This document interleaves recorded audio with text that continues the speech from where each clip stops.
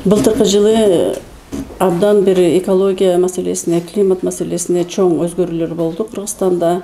Ошо өзгөрүүлөрдүн эмесине узантуусу ошо биздин указ болду да, көчүп чыккан указ, ошо жана тоолорду сактоо, анан климаттын туруктуулугуна.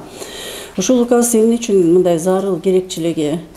Биздин жанагы экологиялык көйгөйлөрдү чечиш үчүн, ошо биздин тоолорду сактап калыш үчүн, сууларыбызды сактап калыш үчүн бизге бир кандай бир ушул документ керек болчу. Анткени биздин бүт жарандар ошо сезиш керек да, өздөрү кандай салым кошот, кайсы биздин мамлекеттик органдар салым кошот, биздин жанагы жергиликтүү органдар кандай салым кошот, ошонун баарын биргелештирип, бир ушул указдын негизинде кандай бир ошо демилге кылып туруп ошондой иш жүргүзүш керек да, ошо 22-жылы.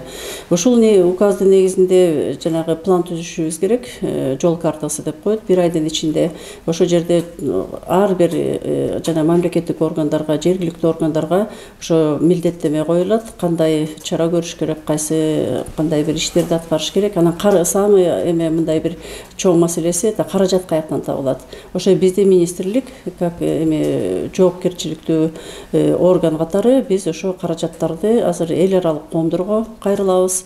Ошо өзүбүздүн канча ошо жанагы жашылдандыруу, ошо токойлорду өзүнүн калыбына келтириш үчүн ошо канча каражат керек, ким кайсы каражатты бизге бөлүп берет.